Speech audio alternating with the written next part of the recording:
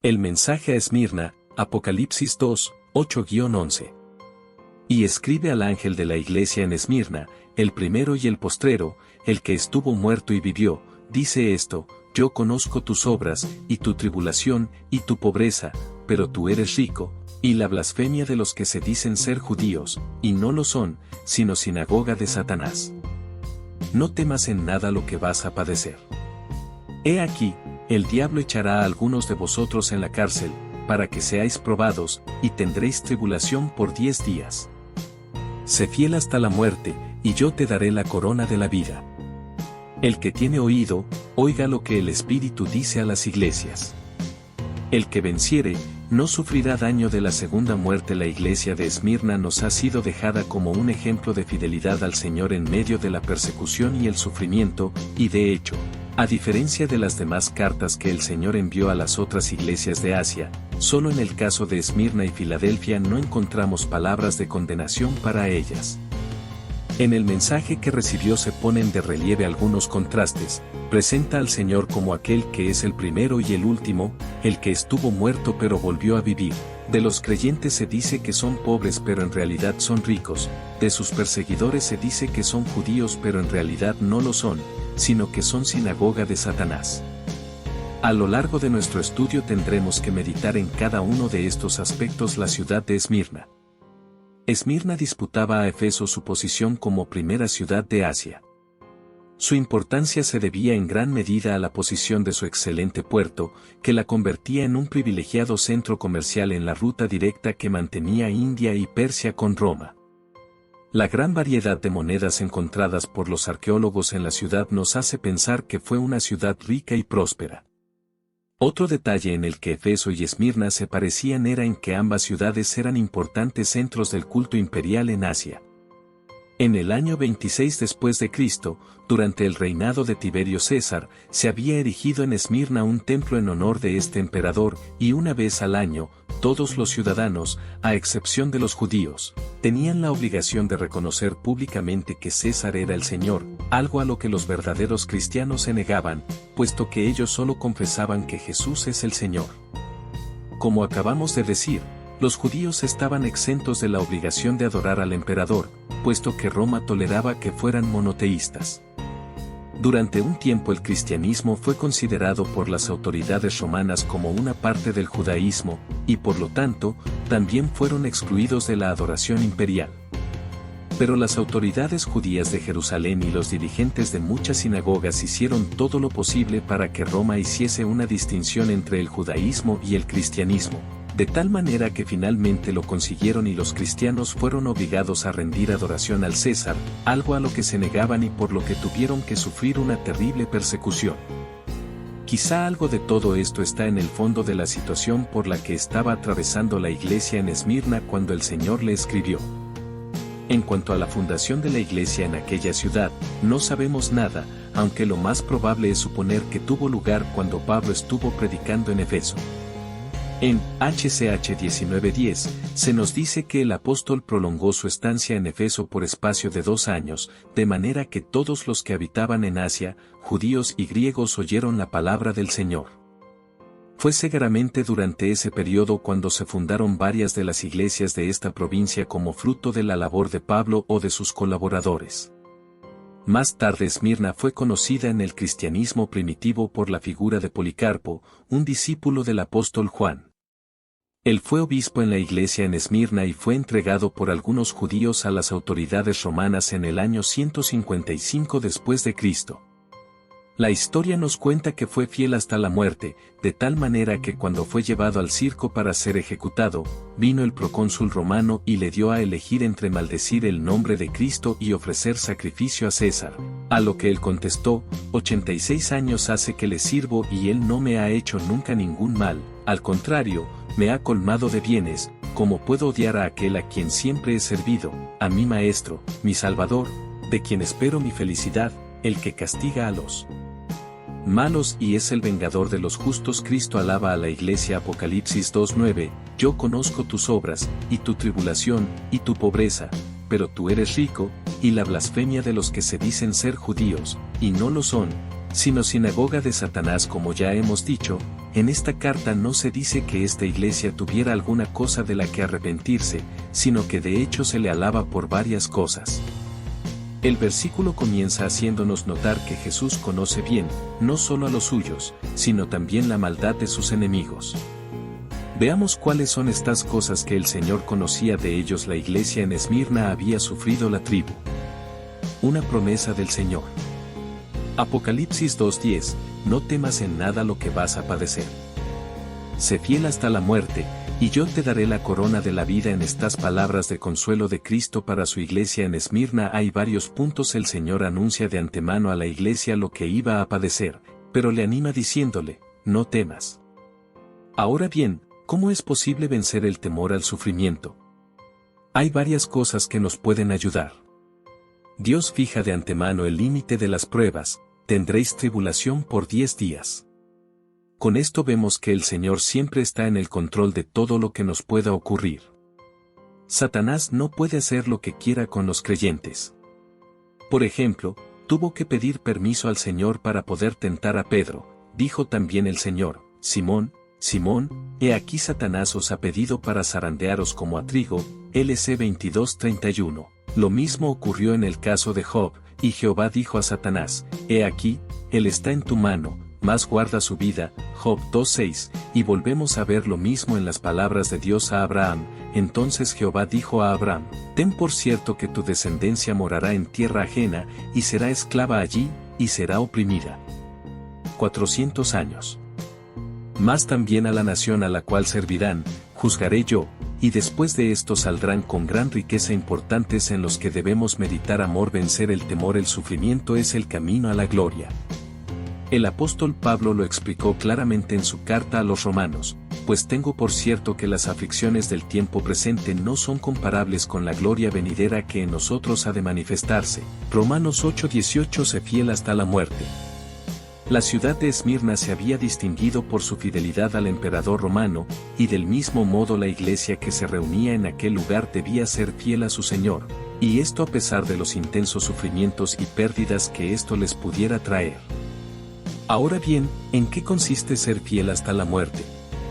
En el contexto de esta carta hemos de pensar necesariamente que tenía que ver con sufrir el martirio por causa de la fe, pero no debemos limitarlo exclusivamente a eso, sino que debemos pensar también en la fidelidad al Señor en toda nuestra manera de vivir hasta el día en que Él decida llevarnos de este mundo a su gloria eterna. Y yo te daré la corona de la vida. Esmirna era conocida también por sus pruebas atléticas en las que se premiaba a los ganadores con una guirnalda o corona de flores. Pero esta distinción deportiva se marchitaba en poco tiempo, algo que no ocurrirá jamás con la corona que el Señor dará a los creyentes por su servicio fiel hasta la muerte.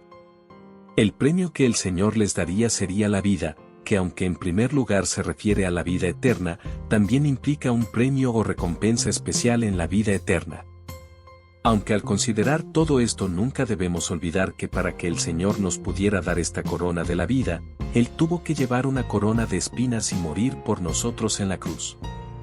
4. Seréis probados. Muchas veces nos preguntamos por qué Dios permite que los creyentes pasemos por tribulaciones y sufrimiento. Si Dios tiene el poder para evitarlo, ¿por qué lo permite? Este texto nos enseña que su propósito es probarnos. El verbo griego utilizado aquí se empleaba para poner a prueba los metales en el fuego, y de ese modo librarlos de la escoria. Y de igual manera nuestra fe debe ser probada. Dios nos está preparando para el cielo, y allí no hay ninguna cosa que no sea genuina y pura. Las pruebas ponen al descubierto si nuestra fe es genuina. Los falsos creyentes no permanecen al enfrentar la persecución, en cambio, para el verdadero cristiano, la persecución o el sufrimiento fortalecen y refinan su fe, y después de esto, una vez que se ha comprobado que nuestra fe es genuina, entonces Dios nos dará la corona de la vida. ¿Sé fiel hasta la muerte? ¿Hasta dónde puede llegar la prueba? Este texto nos dice que hasta la muerte. Pero esto no quiere decir que ese sea el precio que todos los creyentes tendrán que pagar por su fidelidad a Cristo. En algunas ocasiones puede ser la pérdida de posesiones, en otras puede suponer la marginación, el desprecio o la burla. Lo cierto es que con frecuencia puede llegar a ser más difícil vivir toda la vida para Cristo que morir por Cristo en un momento determinado. La Iglesia del Señor en todas las épocas ha sido perseguida de maneras que resultan absolutamente increíbles, cuerpos destrozados sobre el potro de tormento, envueltos en pieles de animales y echados a los toros para que les golpeasen de un lado a otro, personas cubiertas de alquitrán y quemadas vivas para servir de iluminación en las festividades paganas, y un sinfín de atrocidades similares. Muchas de estas historias de sufrimiento son narradas en el libro de los mártires. Pero de igual modo que Jesús venció al morir, los santos también vencen a este mundo siendo fieles hasta la muerte y yo te daré la corona de la vida. Esta es una exhortación con promesa. Era una iglesia pobre pero rica. Seguramente los creyentes en Esmirna eran personas de condición humilde, que al profesar la fe cristiana fueron despedidos de sus trabajos. ¿Quiénes eran ellos frente al sector poderoso de la sociedad? Pero una vez más, aunque los hombres se fijan y juzgan por el exterior, Dios penetra en la realidad interior, de tal manera que Cristo les dice, pero tú eres rico. ¡Qué consuelo! Como decíamos antes, la ciudad de Esmirna disfrutaba de cierta riqueza material, pero espiritualmente era pobre, justo lo contrario que los creyentes allí. Ellos tenían una abundancia de bendiciones espirituales que nada tenía que ver con la riqueza del mundo, y que por otro lado, eran eternas y nadie les podría quitar. Su situación nos lleva a pensar en varias cuestiones. La primera, es que la fidelidad a Cristo comporta no solo tribulación, sino también en muchos casos, pobreza material. Sin embargo, esta pobreza material no es un factor que pueda impedir o limitar una vida cristiana en plenitud, más bien, en muchas ocasiones sirve para fortalecerla. Con frecuencia, tener abundancia de bienes materiales es un impedimento en la vida espiritual, como más adelante nos demostrará la carta a la iglesia en Laodicense, Apocalipsis 3:17. Y el pensamiento anterior nos debe llevar necesariamente a darnos cuenta de hasta qué punto el cristianismo nominal se ha apartado de esta norma. En muchos de sus templos por todo el mundo se manifiesta la riqueza, la pompa y el lujo de la que hacen gala en sus grandes eventos, quizá para intentar ocultar su verdadero estado de pobreza espiritual. Una exhortación del Señor, Apocalipsis 2:10, no temas en nada lo que vas a padecer. He aquí, el diablo echará a algunos de vosotros en la cárcel, para que seáis probados, y tendréis tribulación por 10 días. La tribulación iba a aumentar aún más en Esmirna, puesto que Satanás iba a echar a algunos de ellos en la cárcel. Quizá esta situación se debía a que algunos miembros de la comunidad judía estuvieran colaborando con las autoridades locales para terminar con la minoría cristiana. Tal vez fuera así, pero no se puede afirmar con seguridad. En cualquier caso, sí que hay dos cuestiones claras sobre las que tenemos que reflexionar. En primer lugar, vemos que el Señor no esconde a los suyos el coste que puede llegar a tener el servicio a Dios en un mundo bajo la influencia de Satanás. Y hay que seguir recordando esto en nuestros días, cuando hay muchos predicadores que presentan un mensaje triunfalista que niega el dolor y el sufrimiento del pueblo de Dios, para hablar solo de prosperidad y triunfo. Y en segundo lugar, es interesante notar que a la iglesia en Filadelfia se le promete todo lo contrario. Para ellos Dios pondría una puerta abierta la cual nadie podría cerrar, y entregaría de la sinagoga de Satanás a los que se decían judíos pero que no lo eran. Apocalipsis 3:8-10. Esto nos lleva a preguntarnos por qué Dios actuaba de forma tan diferente en estas dos iglesias. De hecho, la historia de la iglesia ha revelado estas mismas diferencias en infinidad de ocasiones, y aún hoy podemos seguir viéndolas. La cuestión es que no todos tienen el mismo examen de parte de Dios, quien conoce bien a sus alumnos y sabe cuáles son sus necesidades concretas.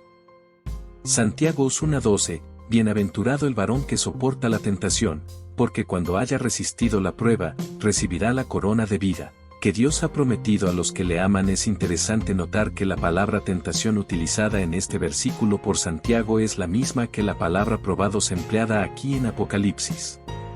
Los recursos del Señor. Apocalipsis 2:8, y escribe al ángel de la iglesia en Esmirna, el primero y el postrero, el que estuvo muerto y vivió, dice esto: ¿cuáles son los recursos para enfrentar la tribulación? Yo soy el primero y el postrero. Dios se presenta utilizando estas palabras del Antiguo Testamento para decirnos que aparte de Él no hay ningún otro Dios, y que Él tiene el control último y absoluto sobre todo el universo.